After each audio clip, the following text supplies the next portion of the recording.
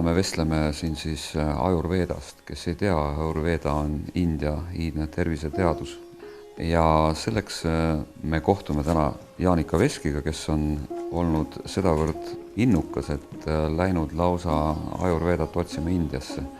Ma sattusin Eestist nägema ühte videot Ayurveda arstist, andis loenguid ja ma olin vaimustuses sellest, et Ayurveda mingi süsteem, iidne süsteem ravib haigusi, mis läänemeditsiinil on üle jõu, mis on kuulutatud kroonilisteks. Ja siis ma otsustasin, et vaatasin ümberringi, on nii palju kannatust oma lähikonnas ja kõigil tervised, et tuleb Ayurveda Eestisse tuua. Siis ma sõitsin Indiasse, hääletasin sinna ja koputasin lõpuks Ayurveda arsti ukse peale ja ütlesin, et mis tuleb teha, et Ayurveda Eestisse tuua. Kõik, mis on nähtaval, on loodud 5 elemendist. On ruum, õhk, vesi, tuli ja maa. Ja need 5 elementi siis kombineerudes inimkehas moodustavad 3 bioloogilist baasenergiat. Ja need on need doshad. Doshasid on 3, vata, pitta ja kapha. Ta on kiire mõtlemisega, tal on kiire, ta õpib kiirelt, ta unustab kiirelt. Tal on kiire metabolism, seetõttu nad on tihti hästi kõhnad, kalduvad tihti äärmustesse, on nad väga pikad või väga lühikesed. Neil kipub olema kuiv nahk. Ta läheb tasakaalust välja, ta muutub ärevaks, ka muretsema. Ta on see kõige tundlikum tüüp. Ta on väga loominguline ja innovatiivne tüüp. Pitta on see keskmine tüüp, tema on juba rohkem lihaseline, tugevama kehaehitusega. Temas on palju seda tuld ja intensiivsust ja tihti tippsportlased, väliseid impulsse on vaja paljudel.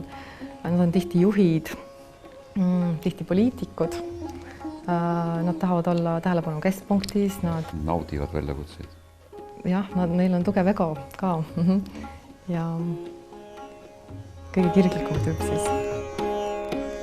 Kapha inimesed nad on kõige tugevama kehaehitusega, võib-olla ei ole nii lihaselised, nad on ümaramad, kalduvad ülekaalulisusele kergelt, sest nad on aeglased, seedetuli on aeglane, metabolism on aeglane. Nad ongi sellise rahuliku loomuga, ustavad, truud, sõbrad, aga nad armastavad kuuluda, kuuluvust armastavad, sest on siduv printsiip, eks siis kogukonda ja kollektiivi ja perekonda. Et neid puhtaid tüüpe tegelikult on väga harva. Et ikka me oleme, et kõik on kõigi 3 energiasegu, kõigis on olemas, miks on üks puhas tüüpiseta, üks väga domineerib. 7 tüüpi ongi kokku, on puhtad tüübid, siis on vata pitta, vata kapha, siis kapha pitta ja siis kõik 3 koos. 3 tüübi segu on ka väga harva. Tema kipub olema tavaliselt kõige tervem, ta on kõige paremas balansis. Teavad, aga võtame Oskar Lutsu Kevade. Kes on Tõnisson, kes on Joosep Toots, kes on Kiir, kes on seal? Kiir on vata, Toots on pitta ja Ain Lutsepp on siis kapha. Kehatüüp ei muutu, see on elu lõpuni seal sama. Ka nüüd on tõesti vata aeg.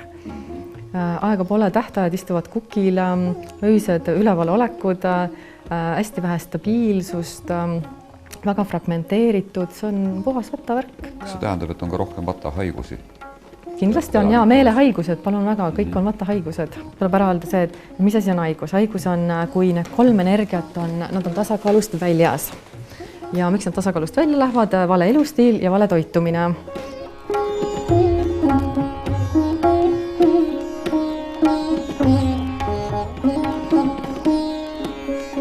Liikumisvormid, liikumisstiilid nende 3 tüübi puhul. Samad printsiibid, Ayurveda on selles mõttes nii tore, et on nii loogiline, et kui printsiibid selged, siis saab seda rakendada absoluutselt igale elualale.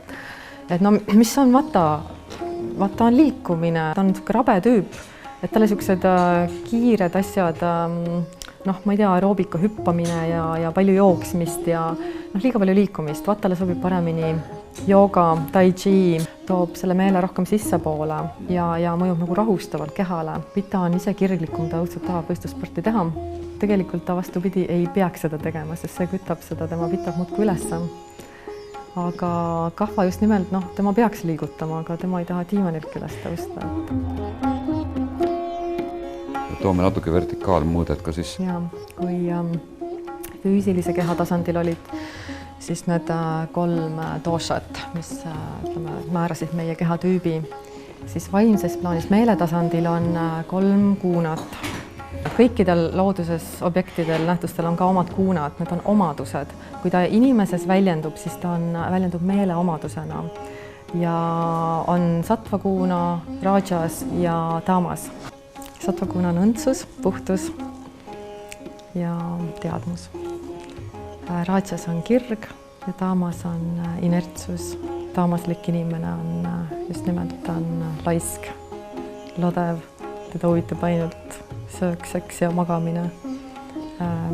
Täiesti alamotiveeritud, teda huvitab mingisugune areng, letargiline, ta on ka räpane, lohakas, teda huvitab kord, ta põhimõtteliselt ei taha areneda, tihti depressiivsed loomulikult. Kas see on ka sünniga kaasa antud? See ei ole sünniga, need on hea, see on hea omadus, et see ei ole sünniga kaasa antud. Siis lugu oleks hull. Ja rajas on kirglikud inimesed, need on tugeva egoga, materialistlikud, teoinimesed. Tähelepanu, jaa, need on teoinimesed. Ja sattva on rahulik, leebe, tasakaalus, ta on kõrgelt arenenud vaimses mõttes, intellektuaalses mõttes. Ta on väga tundlik teiste suhtes. Kui sattva inimene, tema tegutseb nagu suurema hüvangu nimel, rajas tegutseb nagu ainult enda nimel, egokeskne, aga taamas üldse ei tegutse.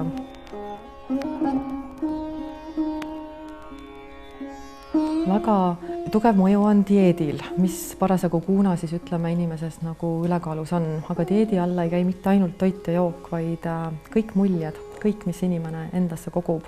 Milliste inimestega suhtled, mis sa telekast vaatad, mis informatsiooni endasse lased.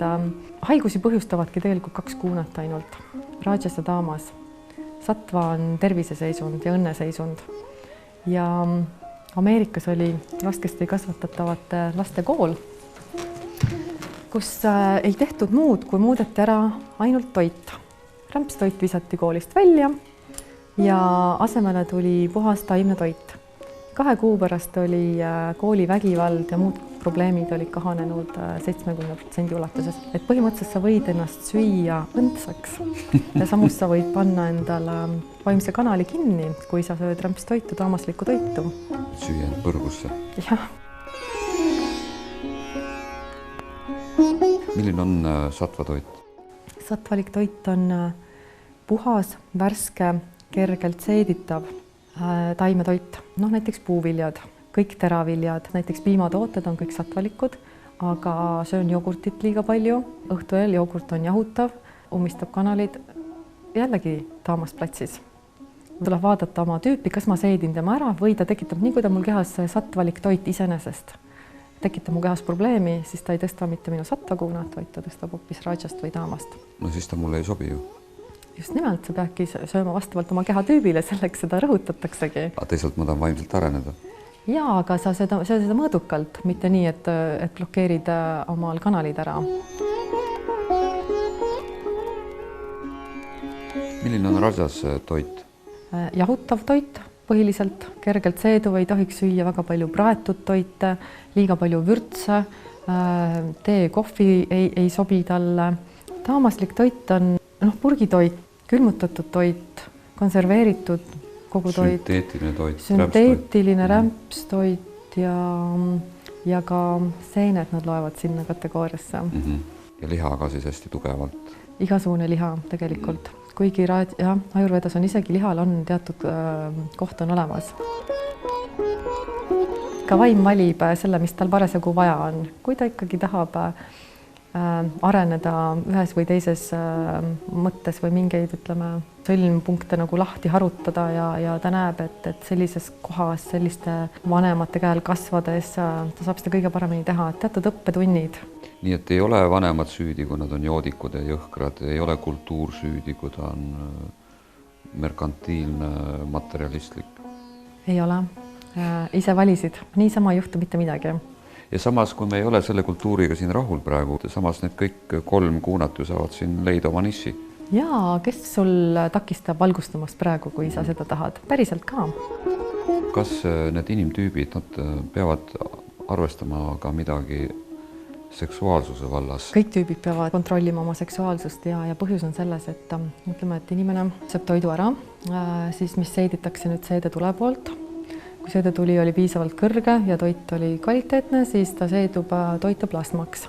Toiteplasmast hakkab inimene üles ehitama oma kudesid ja ta teeb seda järjestikuliselt. Loetletakse 7 kudet. Esimesena moodustub lümf. Lümfist edasi on veri, siis on lihased, see on rasvkude, siis on luustik, luudi ja viimane ongi reproduktiivorganid ehk siis seemnevedelik ja munarakud.